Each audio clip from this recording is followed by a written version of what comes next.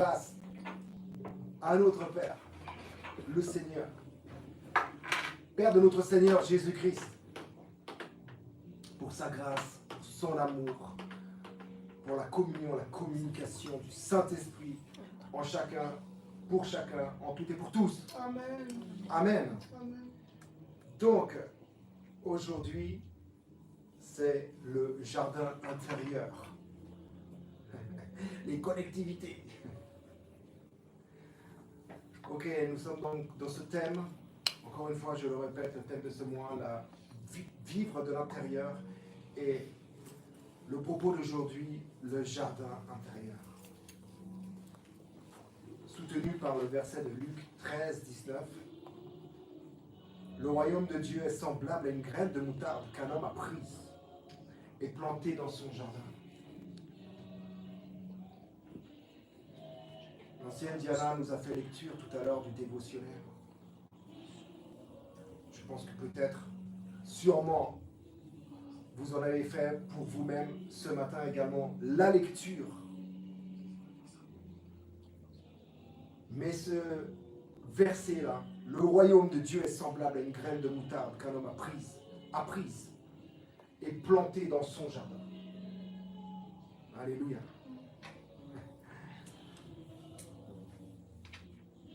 Jésus, nous allons découvrir 3 points, dont le premier qui est Jésus compare le royaume de Dieu à une graine plantée dans un jardin. Et quelque chose qui pousse de l'intérieur. N'est-ce pas? Quelque chose pousse à l'intérieur. Nous sommes le jardin de sa présence. C'est ce que nous sommes. Et ce jardin planté là, cette graine plantée dans ce jardin, est lui-même en fait. Mais j'aimerais aller d'abord à l'origine du ciel et de la terre. Dieu déjà créa un espace, cet espace connu, le jardin d'Éden, le jardin des délices, où tout était délicieux, tout. La vie, la relation qu'avait le premier Adam, le premier homme, avec son Créateur, tout était parfait. Et après avoir formé le premier homme, qui est Adam, il le prit et le plaça dans le jardin d'Éden, dans le jardin de sa présence. Il le prit et le plaça dans le jardin d'Éden. Souvenez-vous, il forma l'homme de la poussière de la terre. Et il n'avait pas encore plu, n'est-ce pas?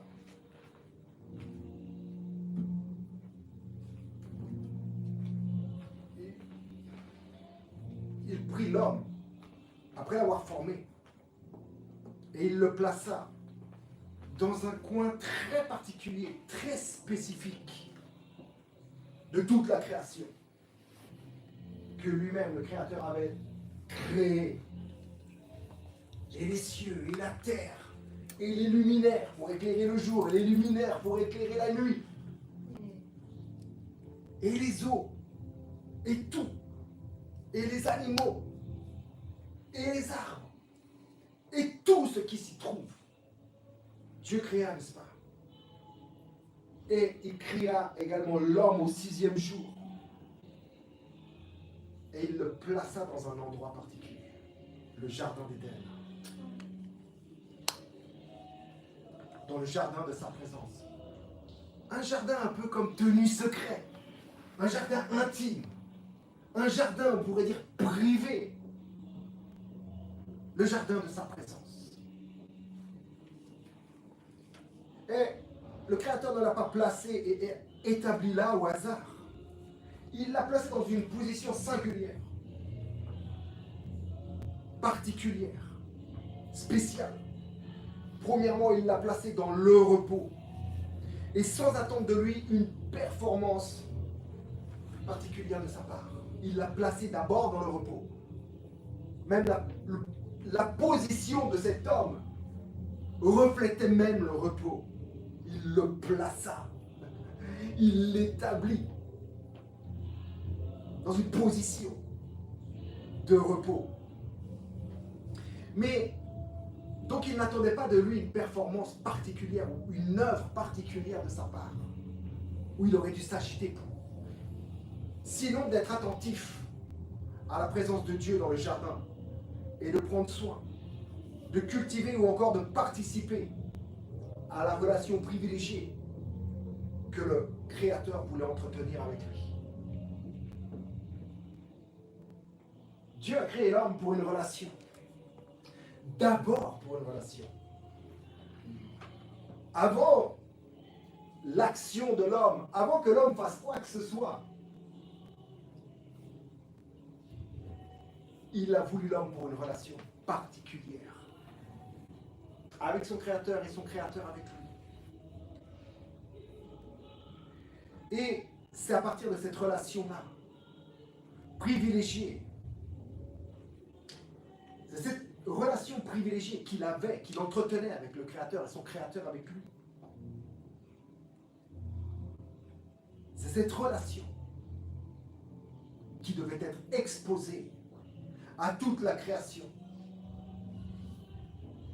Vous comprenez ce que je dis? Afin que toute la création,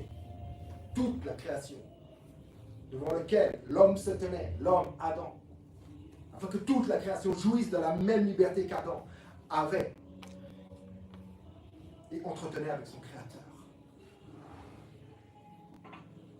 Il est le langage de la création. De sa relation avec Dieu, toute la création va bénéficier. De sa liberté qu'il a avec Dieu, toute la création bénéficie de la liberté qu'a l'homme avec son Créateur. Rappelez-vous Romains 8, versets 19 à 22. Les fils révélés qui sont censés se tenir devant toute la création, avec le langage de la création, avec la relation qu'elle entretient même avec son Créateur, afin que toute la création prenne part à quoi? À la liberté de ses fils, cette liberté qu'ils ont à être avec Dieu, sans tabou, sans restriction, sans barrière, sans limite, dans la liberté la plus complète, la plus belle qui soit et la plus authentique qui soit. Amen. Mais Adam devait croître également à l'intérieur de ce jardin, mais aussi à l'intérieur de lui-même. Cette relation qu'il entretenait devait faire croître quelque chose aussi à l'intérieur de lui-même. N'est-ce pas? Mais dans ce jardin, alors qu'il devait croître, et tout avec lui,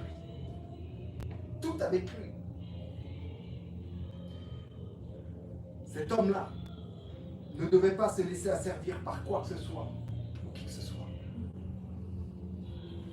1 Corinthiens 6, verset 12 nous rappelle ces choses. Tout m'est permis, mais tout n'est pas utile. Lorsqu'au fait, le Seigneur, le Créateur, Dieu, Elohim pointe certaines choses dans le jardin qui sont des arbres. Il exprime ces choses. Tout est permis. Tu peux te nourrir de toutes choses. Tu peux aller où tu veux. Mais il y a une chose qui ne sera pas utile. C'est de consommer de cet arbre-là. Ça ne te sera pas utile, je te le dis. 1 Corinthiens 6, 12. Tout m'est permis, mais tout n'est pas utile. Tout m'est permis. Et c'est vraiment, retenez ça, tout m'est permis. À Adam, tout lui était permis. À l'origine, tout lui était permis, n'est-ce pas? Il n'y a pas de loi qui lui interdisait quoi que ce soit. Dieu a mis une intention sur certaines choses. Une attention. Faites la distinction. Tout m'est permis, mais je ne me laisserai asservir par quoi que ce soit. 1 Corinthiens 6, verset 12. Le terme asservir ici, on en a parlé un peu, je crois qu'il y a 2 semaines, on en a parlé peut-être dans la semaine passée. Le terme pouvoir, tout pouvoir m'a été donné, ok?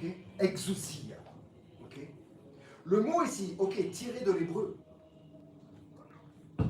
Non, pardon, du grec, dans le Nouveau Testament, dans 1 Corinthiens 6 au verset 12, asservir, provient même du mot exousia.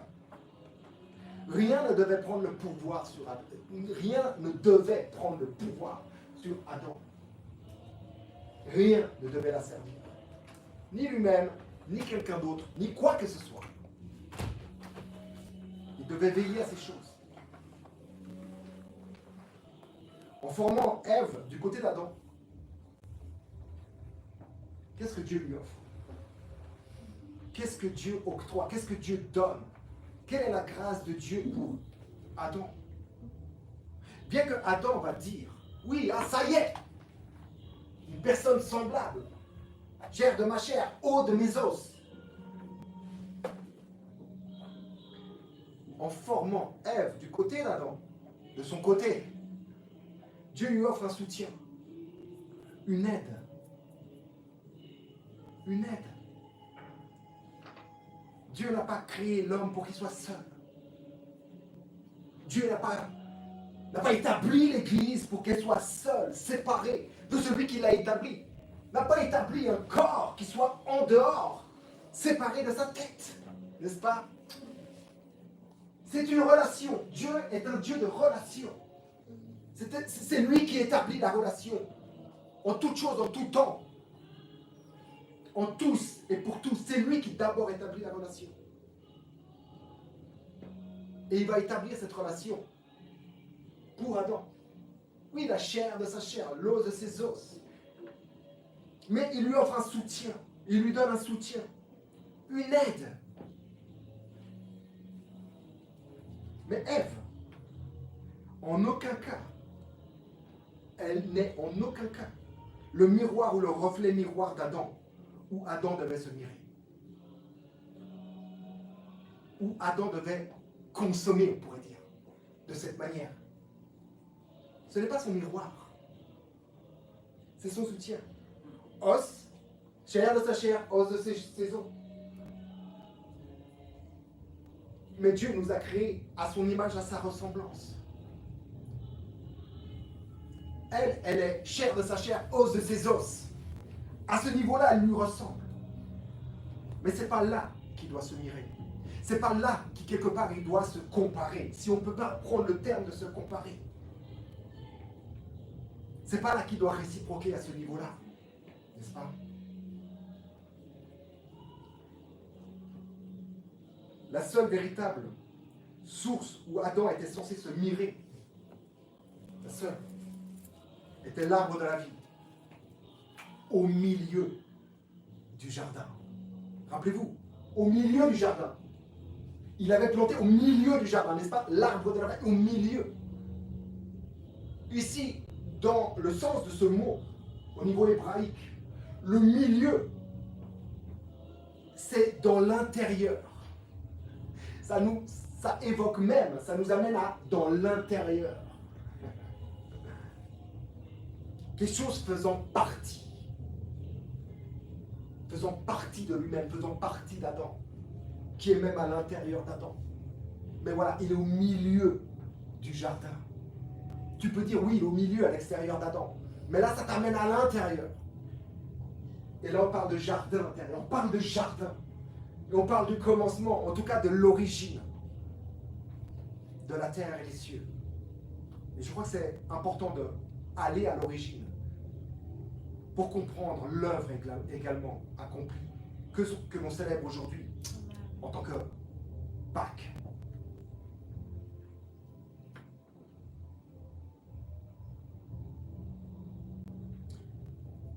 Je dis que c'est à partir de là qu'Adam déjà devait croître, à partir de sa relation, à partir de son intérieur, à partir de lui-même, mais pas seul lui laissé à lui-même, non. Mais à partir de lui-même, il devait croître de cette relation qu'il entretenait avec Dieu. Dieu à tous les niveaux, n'est-ce pas? Vous savez, au commencement, Dieu créa. Ok? Dieu créa. Et ce que l'on connaît de Dieu, dans ce Dieu créa maintenant, qui est dans ce jardin, c'est un souffle ou un arbre.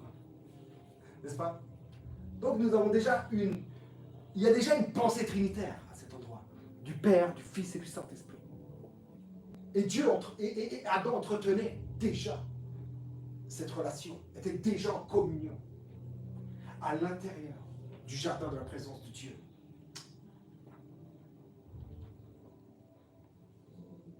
Et il devait croître à l'intérieur de lui-même, comme nous-mêmes, nous devons croître. Nous devons croître. Mais c'est Dieu qui fait croître, c'est vrai.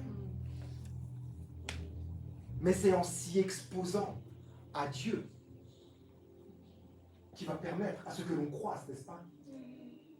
De toutes les manières, l'homme croît, du verbe croître. L'homme progresse, grandit, de toutes les manières. Et de quelle que soit la manière, l'homme est là pour croître. Mais exposé à celui qui fait croître, alors la différence sera carrément visible.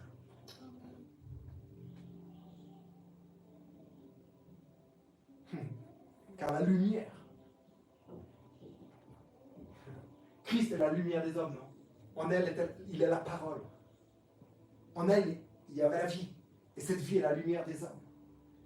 Et t'exposant à cette lumière qui est dans ton jardin intérieur, t'exposant, et même Adam s'exposant à cette lumière, l'arbre de vie. Ce qui allait faire la différence, c'est que Adam allait briller de la lumière de Dieu. Allait briller de la présence de Dieu.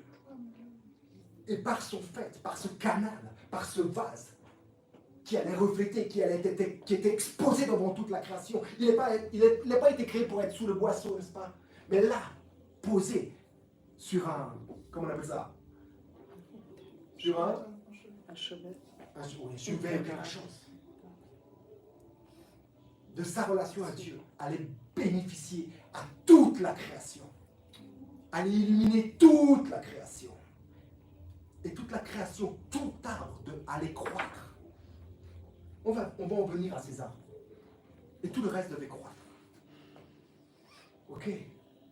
Et c'est à partir de ça, à partir de cette relation, qui pourrait gouverner sur toute la création. Il a été placé là comme un ambassadeur. Je mets des guillemets parce que ce n'est pas écrit dans le texte. Mais on peut avoir certaines révélations dans la parole de Dieu. 2 Corinthiens 5, verset 18, je crois. 20, par là. Vous êtes des ambassadeurs. Vous êtes des ambassadeurs. Vous êtes les ambassadeurs. Vous êtes appelés à briller et à révéler Christ. Déjà, en vous-même, parce qu'il se révèle et parce qu'il vous fait briller, parce qu'il nous fait briller. Mais par cette lumière, tu l'as dit, je dis, Psaume 36, par ta lumière, je vois la lumière. Ou par ta lumière, je connais la lumière.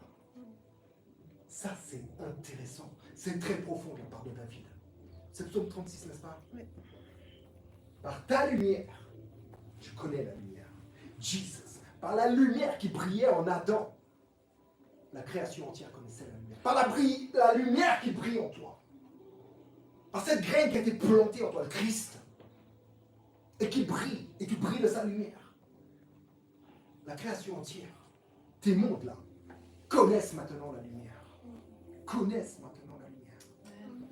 Amen. Vous savez, Ézéchiel 31, verset 8. On va prendre un verset. Vous pouvez lire Ézéchiel 31. Ézéchiel 31, verset 8 nous dit que aucun arbre du jardin de Dieu n'égalait sa beauté. Et là, il n'est pas question de l'arbre de la vie. Il est question de l'autre. Entre guillemets. Il est question d'un arbre. En tous les cas. Aucun arbre du jardin de Dieu n'égalait sa beauté. Et nous allons voir que dans le texte, il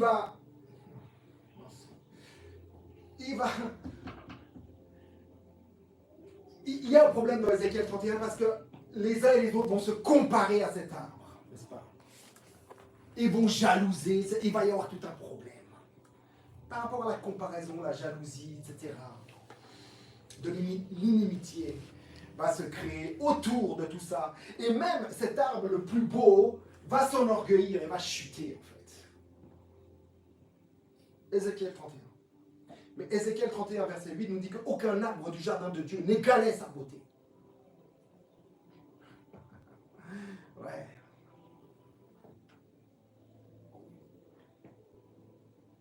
Et je vous dis que dans sa beauté, il s'est comparé aux autres. Il s'est comparé aux autres arbres du jardin. Et sa chute a été totale en se comparant. En se comparant à quelque chose ou à quelqu'un qui n'avait pas à se comparer. Regardez. La femme vit que l'arbre était bon à manger, agréable à la vue, précieux pour ouvrir l'intelligence. Ézéchiel nous dit que aucun arbre du jardin de Dieu n'égalait sa beauté. Et la femme vit que l'arbre était bon à manger et agréable à la vue et précieux pour ouvrir l'intelligence.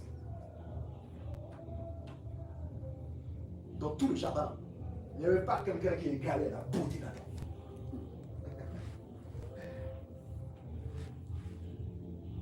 C'est quoi l'arbre? C'est quoi l'arbre? L'arbre de la vie, l'arbre de la connaissance du bien et du mal. L'arbre. Sans même indiquer le caractère de l'arbre. L'arbre de la vie ou du... L'arbre en soi représente. Écoute, Psaume, verset 1. Psaume 1, verset 1 et 3. Heureux l'homme qui ne marche pas selon le conseil des méchants. Il est comme quoi? Il est comme un arbre. Quand on se tient dans un temps de louange, d'adoration, d'intercession, ou dans un temps de contemplation, tu as des images qui montent, n'est-ce pas? Il y a des choses.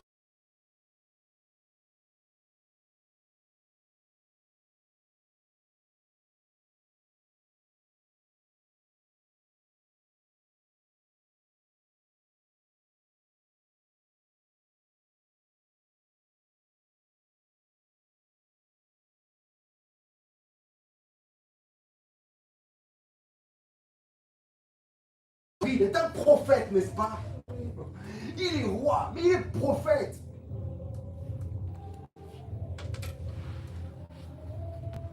Il a été roi par un prophète.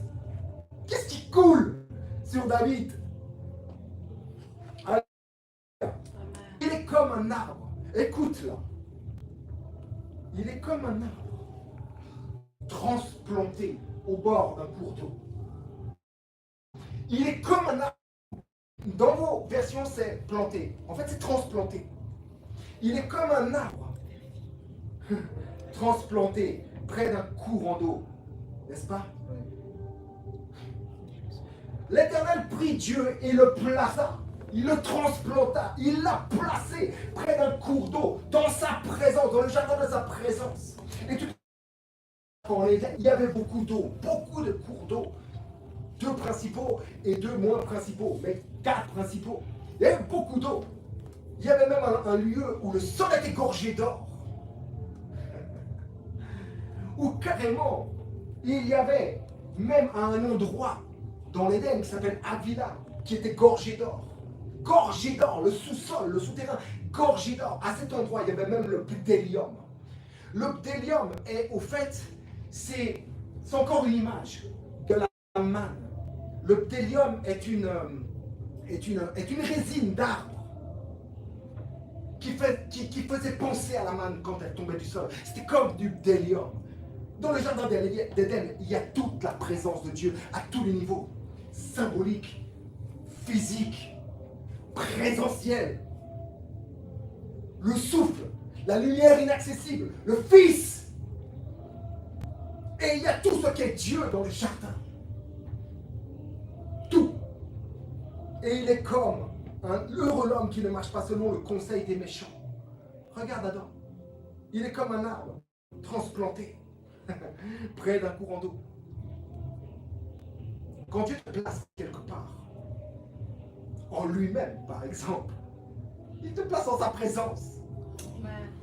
S'il te place dans, je ne sais pas, on dit voilà, dans un ministère, dans une responsabilité ministérielle, Il ne te place pas là, trop loin de sa présence. Il te transplante toujours, depuis lui, de cet endroit à un endroit spécifique qu'on appelle ton monde. Toujours dans sa présence, près d'un courant d'eau, toujours, afin que ce courant d'eau puisse jaillir maintenant de l'arbre qui a été placé là. Je veux dire, servir la création, prendre soin, avant même de commencer à travailler, était de se tenir devant elle en tant que témoin, en tant que fils révélé de la présence de Dieu. C'est notre rôle. C'est ce royaume de Dieu qui est en train de croître, en train de dégager ses énergies, sa vie, sa lumière. Et c'est par rapport à ça, ce qui est en train de croître, en train d'être établi, bien que ça soit déjà établi, mais en train de s'établir maintenant, que les autres vont être illuminés. Déjà, ça illumine ta vie. Le temple entier est illuminé. Tu vas d'illumination de gloire en gloire. Et par le fait de cette intime connexion avec ton Seigneur, qui est comme cette graine plantée dans un jardin et qui est en train de croître. Et cette graine contient toute la vie. Je vous dis toute la vie. Amen. De son Créateur, du Créateur. De celui du je suis là. Et c'est là-dedans. C'est dedans là. C'est dedans. Et c'est à partir de ça, de ta relation. C'est pas à partir d'autre chose. C'est pas à partir de ton travail. C'est pas à partir d'une œuvre. C'est pas à partir d'une excitation. C'est à partir juste d'une tranquillité dans le repos, dans son repos et dans la conscience qui a été purifiée maintenant par le sang de l'agneau. Alléluia. Pour nous permettre d'avoir cette conscience et à travers cette conscience, contempler là où je suis établi et ce qui est établi en moi, dans ce jardin de sa présence. Et c'est à partir de là que tu vas servir dans les nations. À partir de là, pas à partir de ce que tu peux faire, ou expliquer, ou parler, ou pupitre, ou je ne sais quoi, ou piano, ou je ne sais quoi. C'est à partir de là. Parce que tu as été transplanté, tu es toujours transplanté, tu es toujours planté, tu es toujours dans un courant d'eau. Le courant d'eau, ça exprime la vie. Ça exprime la vie. Je vous dis que la création tout entière avait les yeux fixés, non pas sur Dieu, mais sur Adam. Celui qui fixait ses yeux sur Dieu, c'était Adam. Est-ce que dans ton monde, dans tes mondes, à ton travail, dans ta famille, je ne sais où, dans tes amitiés, est-ce que tous connaissent Dieu? Est-ce qu'ils ont tous le regard fixé sur Dieu? Non. C'est clair que non. C'est pas la majorité. C'est toi qui fixes tes regards sur Christ, qui fixes les regards sur Dieu. Et parce que tu les fixes maintenant, ceux qui te fixent, ceux qui te voient le Seigneur. C'est par ta lumière que je connais. Amen. Alléluia.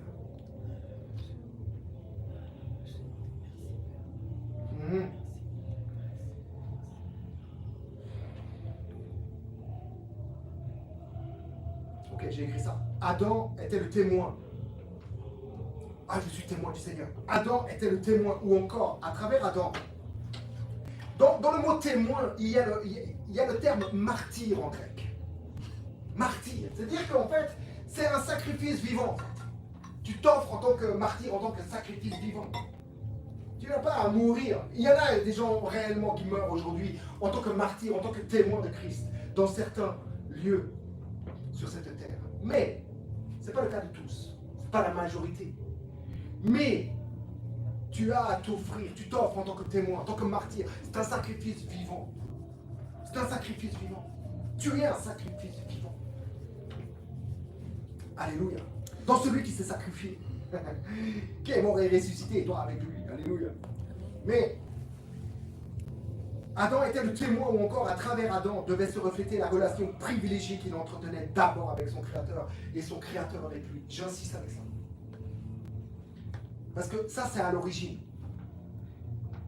Mais nous avons une autre origine que celle-là. Nous avons avec lui la même origine avant l'origine des cieux et de la terre, qui a été à nouveau définie ou redéfinie. Tu as avec lui les mêmes origines. La même origine. Ok? Dieu avait distingué Adam pour cela et que cette distinction soit au bénéfice de toute la création. Il était distingué en cela, au fait de te témoin privilégié de la relation qu'il entretenait avec Dieu. Tu es ce témoin. Tu es ce témoin. Ce témoin privilégié, en fait.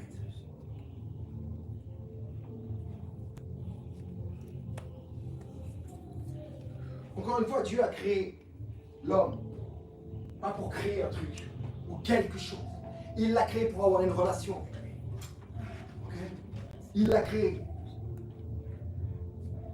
Mais l'homme n'a pas été créé à l'image et à la ressemblance de l'homme.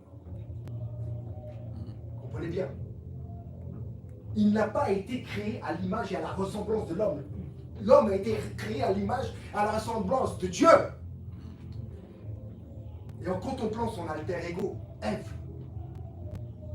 il a planté une graine en lui-même qui au final a eu comme fruit la mort. Je vous dis, dès ce moment où il s'est contemplé lui-même à travers la chair et ses os, à travers son alter ego, au moment où il s'est comparé, ou que la femme a voulu se comparer à cet arbre qui était le plus beau dans le jardin de Dieu, au moment où il s'est comparé à lui-même pour devenir ce qu'il était déjà en fait, ou pour peut-être même dépasser celui qui était avant lui. Je ne sais pas quelles étaient les pensées d'Adam réellement à ce niveau-là, les pensées, on va dire, les plus intimes de l'homme. Mais on peut les connaître en nous-mêmes, ces pensées. Mais, je vous dis, que dès lors, à partir du moment où il a consommé là où il ne devait pas consommer, à partir du moment où il s'est comparé à ce qui n'était pas comparable en fait. On ne se compare pas à Dieu, mais on se place devant lui. Et on se rend compte que lui-même s'est identifié à nous. On s'identifie à Dieu. Comme lui s'est identifié, n'est-ce pas? Mais devant les hommes, on peut toujours se comparer. Et il s'est comparé à lui-même. C'est là où il y a cette fêlure, cette faille, la comparaison. Et dès lors, que pouvait produire l'homme alors? L'homme livré à lui-même, qui s'était même livré à lui-même. Ce n'est pas Dieu qui l'a livré, l'homme à lui-même. C'est l'homme qui s'est livré à lui-même. Ça fait la différence. C'est la différence. Et qu'est-ce qui allait pousser maintenant de son fort intérieur à partir de cette pensée, à partir de cette comparaison, à partir de cette consommation dans ses pensées? Dieu va l'éclairer. Il te produira maintenant ce que même a parlé tout à l'heure la pasteur, cette couronne d'épines. Il te poussera, il te produira des épines et des ronces. Ce n'est pas Dieu qui fait que ça va produire des épines et des ronces. Dieu, ce qu'il a fait était parfait, est parfait, bon et très bon. Mais maintenant, à cause de la pensée erronée, de l'erreur dans laquelle il a consommé, dans laquelle il s'est versé, voilà ce qu'il allait produire maintenant, à partir de l'erreur, à partir du péché, d'aller contempler une forme qui n'est pas la bonne. Il te produira des épines et des ronces. Et voyez sur la croix Jésus avec le casque, la couronne d'épines sur la tête. Ça représente quoi? La tête ici, avec la couronne d'épines, ça représente la tête à qui? C'est ce qui? Il était le chef de la création. Il a été placé en tant qu'ambassadeur, en tant que chef, en tant que gouverneur de la création, Adam. Et sa gloire est devenue, oui, sa gloire sont les épines et les ronces. La gloire de l'homme, le fruit que produit l'homme est la mort. Les épines et les ronces. Et le Christ en croix le démontre et dit, ça c'est fini. Amen. Ça, c'est fini. Amen. Ça, c'est fini. Amen. Il est mort de notre vie pour que la mort périsse. Pour que la séparation cesse. Alléluia. Afin d'entrer dans son... de continuer d'entrer dans son plan révélé depuis avant la fondation du monde, l'agneau immolé, d'entrer maintenant pleinement dans ce qui avait été décrété avant la fondation du monde. Que Dieu établirait son temple en l'homme. Amen. Que Dieu se planterait lui-même en tant que graine en l'homme. Amen. Et que l'homme deviendrait maintenant le jardin de sa présence. Amen. Depuis l'intérieur, réellement depuis l'intérieur. Amen. Donc oui, nous avons été restaurés à son image, mais en mieux en fait encore. Amen. Encore en mieux. Amen. Alléluia. Amen. Je vous dis, Christ est notre Pâque. Et Genèse 3.15 et Genèse 3.21 le déclarent. Genèse 3.15, c'est cette prophétie que je mettrai inimitié entre ta postérité, entre la postérité de la femme et la postérité de la pensée erronée de l'homme.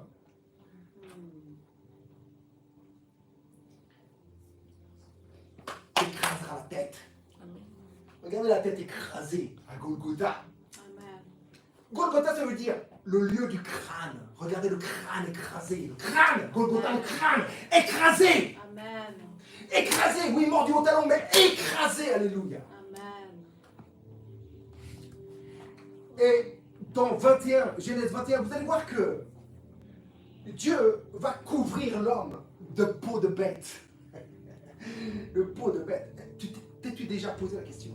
C'est quoi cette bête? Une vache? Une girafe? Un éléphant? Non. Un agneau. Ça ne peut qu'être un agneau par lequel ils ont été recouverts. L'acte prophétique établissant déjà la Pâque à cet endroit. Amen. Ce que nous célébrons aujourd'hui, bien des millénaires plus tard. Alléluia. Christ, notre Pâque, a été immolé afin que nous connaissions parfaitement la volonté et la pensée de Dieu à notre égard. Amen. Amen. Dieu, notre Père en Christ, a rétabli la totalité de notre union, perdue à travers le premier Adam. Et il veut que tous les hommes parviennent à cette connaissance, à la connaissance de la vérité. Notre parfaite union dans le bien-aimé, faisant face au Père dans l'Esprit. Amen. Amen. Nous arrivons au point 2 qui est par notre union. Avec le Christ, nous devenons des jardins intérieurs où la vie divine peut croître et s'épanouir. J'ai pris des points qui sont directement inscrits dans le dévotionnel. Par notre union avec le Christ, nous devenons des jardins intérieurs où la vie divine peut croître et s'épanouir. Jésus a dit, avant sa mort, entre le jardin de Gethsémane et la chambre où ils ont partagé la Pâque, n'est-ce pas? Jésus a dit, en ce jour-là, pour eux c'était 3 jours plus tard, on va dire. Pour nous, c'est des générations plus tard.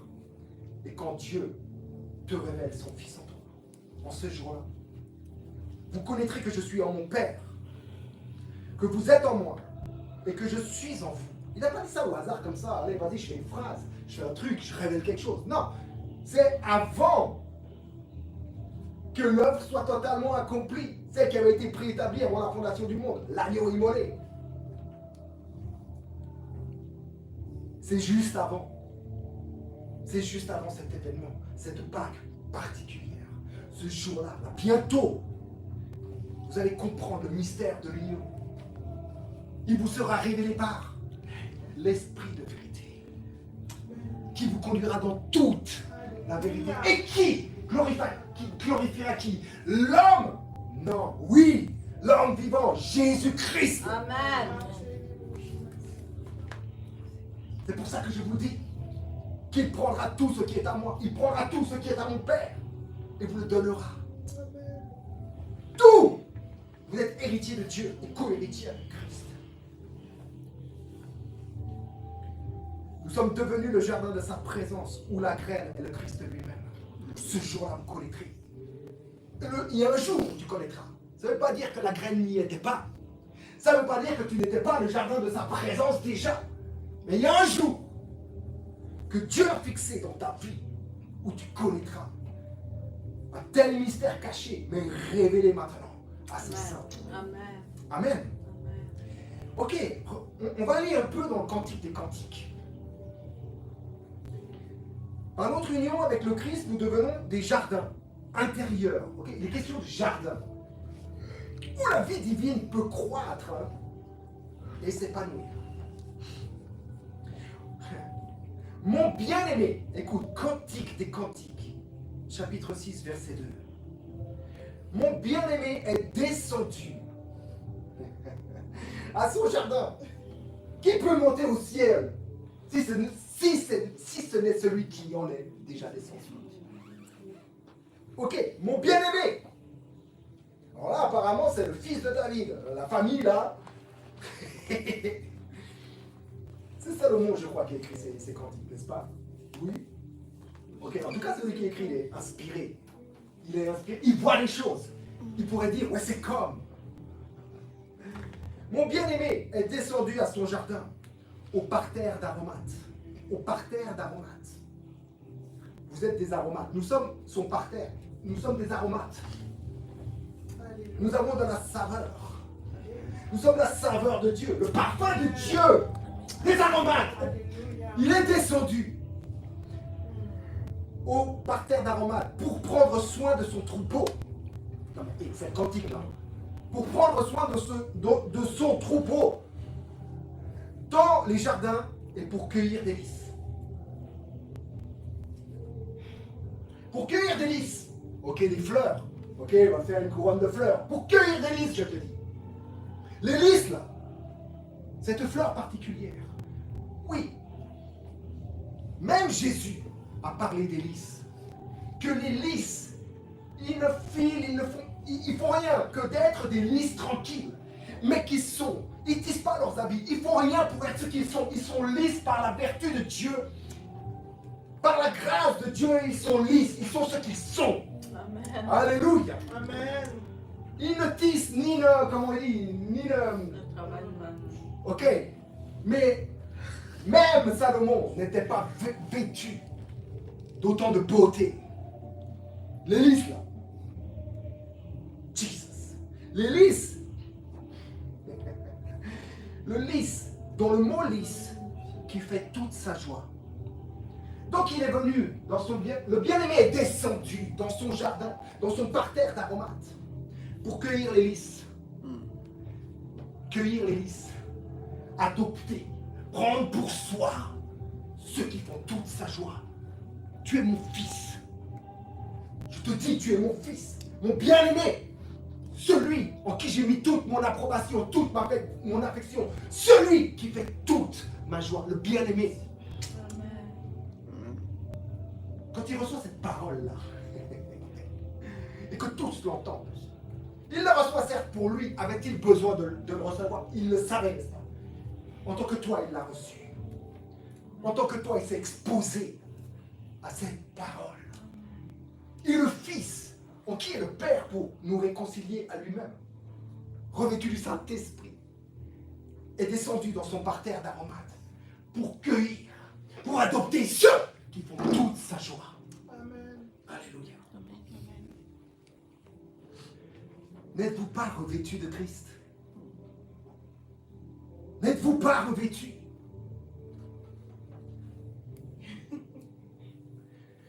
Écoute ce qu'il va dire là. Cantique 4, verset 15. Tu es la source des jardins. Tu es le bien-aimé là, qui descend dans son jardin. Il est la source. Amen. Il est la source des jardins. Des jardins. Là, c'est plus dans son des jardins. Nous sommes le jardin de sa présence. Et il est la source. Ta source. Amen. Il est ta vie. Il est ta paix. Amen. Il est ton énergie. Il est tout ce que tu as besoin. Tout ce dont tu as besoin. Venez puiser, disait Esaïe. Venez puiser. Venez puiser à la joie du salut. Cantique des cantiques. Tu es la source des jardins. Un puits d'eau vive qui coule du Liban. Tu es la source des jardins et tu es un puits. Le bien-aimé est la source du jardin et il est ce puits dans le jardin qui coule depuis le Liban. Alléluia. Le Liban, ok. Tu dois aller au Liban. Tu dois aller déboucher les puits au Liban maintenant. Tu dois te pointer au Liban pour qu'il y ait un truc qui se passe. Le Liban, mon frère, ma soeur, déclare déjà dans le nom Liban, Lebanon, la blancheur, la pureté. Ok. Maintenant, tu vas plus loin. Ça nous parle de l'homme intérieur. L'homme intérieur. La volonté de l'homme, le cœur de l'homme intérieur. L'être de l'homme, l'esprit, l'âme du cœur. L'âme de l'être intérieur, de l'homme intérieur. Écoute ça. Tu es la source des jardins, un puits d'eau vive qui coule du Liban, qui coule de l'être intérieur, qui coule de son jardin. Parce que tu es devenu le jardin de sa présence. Et il est la source et le puits qui coule maintenant, la source qui coule dans le puits, qui nourrit le puits. Et ce puits maintenant déborde de ton être intérieur. Amen. Il coule depuis le Liban, il coule depuis toi. Jesus. Alléluia. Dans ce mot Liban, il y a aussi le fait de comprendre, la compréhension de la révélation. Comprends ces choses. Comprends ce mot. Mon frère Liban. Écoute ça, Cantique 5, verset 1. J'entre dans mon jardin. Ma sœur, ma chérie, regarde comment il t'appelle. Ma sœur, ma chérie. Hé, j'entre, mon ami. Mangez et buvez-en tous. C'est manger. Buvez. Pourquoi manger et buvez-en tous, n'est-ce pas? Vous vous rappelez ça? À la Sainte Seine, instituée juste avant la Pâque, pendant la Pâque. Mangez et buvez-en tous. Ceci est mon corps, livré pour vous. Ceci est mon sang, la coupe de la nouvelle alliance. Et j'entre dans mon jardin, ma soeur, ma chérie. Mangez, buvez, enivrez-vous de mon amour. Ici c'est écrit, enivrez-vous d'amour. Mais on est bien d'accord de quel amour il s'agit. Et qui est l'amour?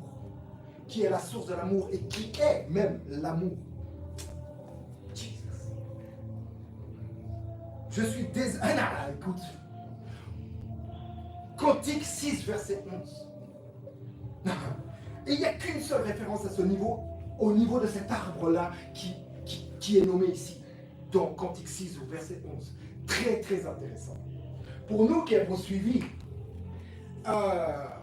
le temps l'année passée, la conférence sur le cerveau, c'est très édifiant. Écoute, je suis descendu au jardin des noyers.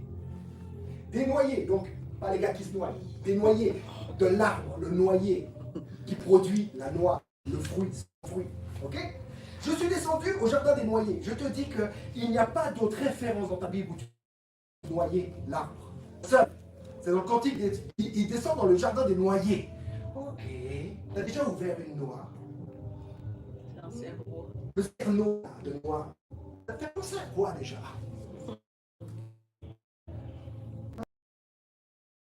Un cerveau. Plus la noix en soi, la vertu de la noix est bonne pour le cerveau, pour le bon fonctionnement et pour le cœur. Alléluia. Et pour les reins. Alléluia. Pour les reins, pour le cerveau, le cœur et les reins. Jesus. Comprends ces choses. Je suis descendu au jardin des noyers pour voir la verdure au fond du vallon, pour voir si la vigne pousse, si les grenadiers fleurissent. Il est descendu au cœur de ton cerveau. Amen. Il est au cœur de ton cerveau, en train de scanner un peu ce qui s'y passe là. Amen. Si ce qui doit croître est en train de croître. Alléluia. Si les fruits qui doivent être portés sont portés. Alléluia. Amen. Dieu ne cherche pas à prendre Dieu ne cherche pas à prendre, mais à planter et à faire croître. Il donne plus qu'il prend. Tout ce qu'il reçoit, il te le donne. Tout ce qu'on pourrait dire qu'il a pris de son père, ou tout ce qu'il a appris de son père, il te le donne. Pour que tu croisses, pour que tu grandisses, pour que tu progresses. À partir de lui-même, en toi, qui est lui-même, parce qu'il est devenu toi, et toi tu es devenu lui. Ma sœur, de la même famille, je te dis, les descendants de nos jardins, ma sœur, la même famille, ma chérie, l'épouse, le même mariage, la même alliance, la seule. Alléluia. Alléluia. Amen. Alléluia. L'identification, l'union totale. Alléluia. Alléluia. Amen. Non, par l'union avec lui, nous devenons des jardins de sa présence. Amen. Christ est notre vie et notre paix, n'est-ce pas? En lui sont cachés tout, quoi. Les trésors de la sagesse et de la science. Cet arbre de vie qui est planté au milieu du jardin, là, maintenant. Toi, là. En lui, là, va pas chercher ailleurs les trésors de sagesse et de connaissance. Elles sont en toi, mais à partir de lui. Amen. Amen. Jesus. Alléluia. Amen. Tu- Amen. qui est entré dans un corps pour que tu deviennes avec lui un seul esprit. Amen. Amen. Merci. Comme une graine qui contient tout le potentiel d'une plante adulte. J'en reviens au dévotionnel. Enfin, j'en reviens. Je cite le dévotionnel. Comme une graine qui contient tout le potentiel d'une plante adulte. Notre union avec le Christ contient tout ce que nous avons besoin pour grandir spirituellement. T'as déjà vu les graines? La graine du séquoia dindron, j'en ai déjà parlé. Un truc qui fait 133 mètres de haut. Qui va, en général, entre 85 et 100 mètres. Le séquoia dindron giganteum de Californie. Sa graine, elle fait c'est une toute petite graine. Une toute petite graine. Cette toute petite graine de 5 mm sur 1 mm contient la grandeur du séquoia dindron giganteum à sa maturité. Jesus. Comme une graine qui contient tout le potentiel d'une plante adulte. Notre union avec le Christ contient tout ce que nous avons besoin pour grandir spirituellement. Tout. Tout. Tout. C'est fait. Amen. Tu penses que c'est fait. Tout est accompli. C'est pour ça. Parce qu'à partir de là, ça devient possible. Ça devient croyable. Alléluia. Ça devient croyable. Pas incroyable. Ça crée en nous, ça produit en nous. Par l'esprit de vérité. La foi du Fils de Dieu en nous. Amen. Pour croire. Pour nous y attacher. Pour s'y fidéliser totalement. Et croître. Amen. En lui, par lui, pour lui. Amen. Afin que depuis cet intérieur, la lumière qui est, cette source abondante d'eau vive, de vie qui est, jaillisse maintenant dans tes mondes. Amen. Dans tes mondes. Amen. Tes mondes peut être une seule personne, mais c'est ton monde dans lequel Dieu t'a placé, afin que cette personne bénéficie de la relation privilégiée que tu as avec papa, dans le bien-aimé le Fils, ton frère, ma soeur, bien-aimé là, et par l'Esprit Saint. Amen. Alléluia. Amen. Écoutez, j'aime beaucoup, et je reviens souvent sur ce verset. Paul qui parle, 1 Corinthiens 1 au verset 30, qui nous dit, or, après tout, le chapitre 1 évidemment, mais il conclut comme ça. Or, c'est par lui que vous êtes en Jésus-Christ, donc par lui, c'est par le Père, par Dieu, Dieu notre Père, c'est par lui que nous sommes en Jésus-Christ, lequel Jésus-Christ, de par Dieu, de par son Père, notre Père, a été fait pour nous a été fait. Pour nous a été fait. Pour nous a été fait pour toi. Sagesse. Amen. C'est pour ça qu'il ose dire, il y a ici plus que la sagesse de Salomon. Parce qu'il sait qu'il a été fait pour toi. Pour nous, sagesse, justice et sanctification et rédemption. Amen. Amen. Amen. Amen. Amen. Conclusion. Donc Jésus compare le royaume de Dieu à une graine de moutarde. Une graine de moutarde, c'est une graine qui est très très petite. Tu peux passer à côté. Tu peux l'avoir même là, dans tes placards. Tu ne vas même pas la voir. Tu risques de la perdre. Tellement elle est petite. Tellement elle est insignifiante. Et pourtant, qu'elle est plantée, qu'elle arrive à maturité, ça devient une grande plante, la moutarde. Une grande plante. Mais elle est insignifiante à l'œil nu. Mais nous ne marchons pas par la vue. Nous marchons par la foi et pas par notre foi. Par la foi de celui qui t'a vu, de celui qui voit, de celui qui est. Alléluia. Celui qui est devenu l'homme Jésus là, qui a été crucifié et en qui tu as été crucifié, ton vieil homme. Alléluia. Représenté par sa couronne d'épines. Tu as été crucifié là-bas. Jésus-Christ l'homme là. Alléluia. Amen. Nous marchons par sa vue. Nous marchons par sa foi. Nous vivons par sa vie, pour sa vie. Et tout ça à la fois. Ok, alors, ressemble à une graine de moutarde plantée dans un jardin où le royaume grandit à l'intérieur de nous. Nous avons vu qu'à l'origine, Dieu plaça Adam dans un jardin, n'est-ce pas? Qui était un lieu de repos et de communion. Je te dis que Dieu n'invente pas... n'est pas un gars qui va inventer beaucoup de choses. En même temps, il a tout créé. Donc, toutes choses. Mais, regarde le premier homme. Regarde le dernier. Et regarde le nouveau. Tu vois des similitudes, mais les dispensations ne sont plus les mêmes. Les lois ne sont plus les mêmes.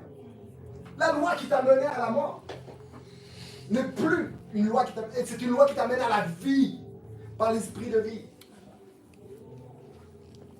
Cette création dont tu es devenu, nouvelle création dans la nouvelle création en Christ, ne meurt plus. Mourir t'est un gain. Alléluia. Mourir m'est un gain. Jesus. Mais si on est là, c'est par volonté de Dieu qui veut qu'on soit encore là. Amen. Pour briller. Briller de sa lumière. Amen. Amen. Ok, donc, dans ce lieu de repos, de communion, Adam a été invité à croître lui aussi dans l'intérieur, comme nous, à travers la relation intime qu'il partageait avec Dieu, comme nous, et avait à refléter cette relation à toute la création, comme nous. Ok, comme nous. Alors qu'est-ce qui s'est passé? Non, mais ok, maintenant, Dieu est en toi. Voilà ce qui a changé.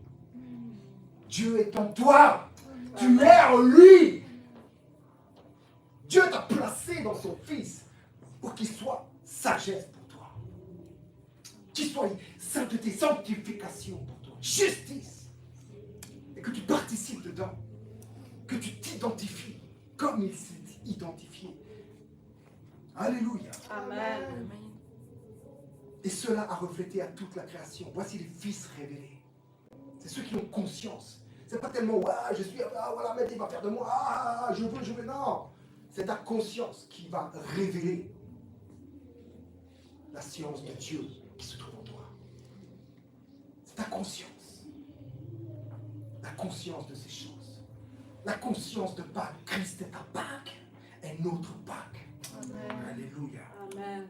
Mais nous avons vu qu'en se détournant de sa source, donc de son créateur, l'homme a semé en lui sa propre graine, a fait sa propre gloire, a voulu produire sa propre gloire. Et cette graine a produit un fruit qui est la mort. Et ça a produit des épines et des chardons tout au long de sa vie.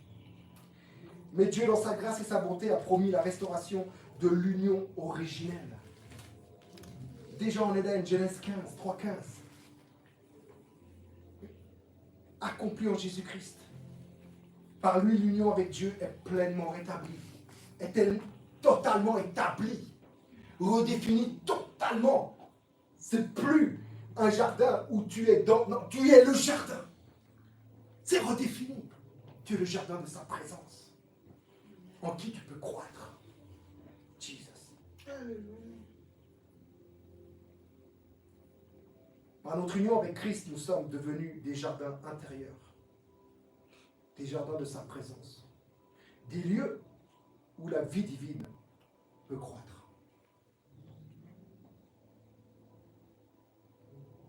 Nous avons vu qu'une graine contient toute une plante, n'est-ce pas? Christ en nous contient tout ce qu'il faut pour notre croissance spirituelle. Et tout se trouve dans cette union. En Christ, dans le bien-aimé. Faisant face à ton Père. Dans le Saint-Esprit, par le Saint-Esprit, qui t'éclaire, qui te conduit dans toute la vérité et qui te montre, qui te dévoile. Amen. Amen. Nous allons prier la prière du dévotionnel d'aujourd'hui.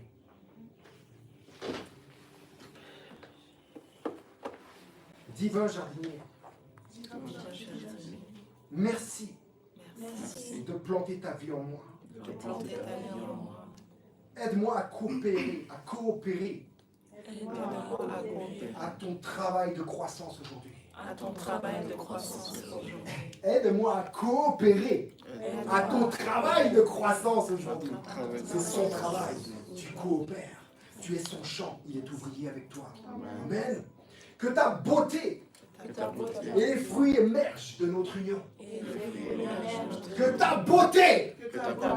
Oui, tu es l'arbre le plus magnifique de tout le jardin. Dans le jardin, en moi, Christ, l'arbre de la vie, le plus beau dans tout le jardin. Dans tous les jardins. Alléluia. Que ta beauté et tes fruits émergent de notre union. Amen. Amen.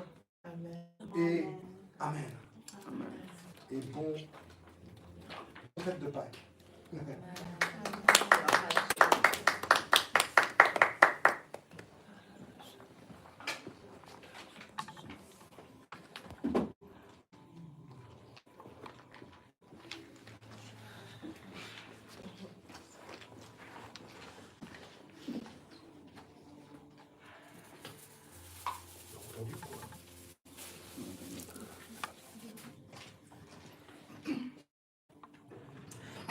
Alléluia, amen, amen, amen. C'était vraiment merveilleux. Merci, Pasteur Marc. Merci beaucoup pour cet enseignement profond qui nous a emmenés dans des zones assez particulières. Je rends vraiment grâce à Dieu pour cet enseignement. J'ai vraiment personnellement été très, très touchée et dans la joie. Nous sommes le jardin intérieur de notre amour, de notre Père, de notre Dieu. C'est une grâce. Alors, merci encore infiniment, Pasteur Marc. C'était vraiment, c'est un honneur d'avoir pu participer à cette célébration. Hein. C'est une célébration de l'œuvre de Christ. Alléluia. Donc, avant de vous quitter, je vous fais quelques petites annonces. Nous reprenons dès demain les prières matinales sur Telegram. Hein. Donc, 6h30. Jusqu'au jeudi matin, on a les prières de matinale. Et puis le soir, jeudi soir, nous aurons rendez-vous ici à 124 route de Chancy-Aunay, à Siane, Genève, pour un temps de partage. Ce sera avec moi, sur toujours le thème de Bible de l'intérieur. Et puis le vendredi matin sur Telegram avec Pasteur Christelle, 6h30. Le samedi matin sur Telegram également avec Prophète Yvan, 6h30. Et puis, dimanche, nous nous retrouverons ici pour encore célébrer ensemble avec notre bien-aimé pasteur Rosie, qui va nous enseigner également sur le thème du mois. Alors, merci à vous d'avoir suivi. Merci beaucoup. Nous vous aimons très fort. Cari Shalom et à tout bientôt.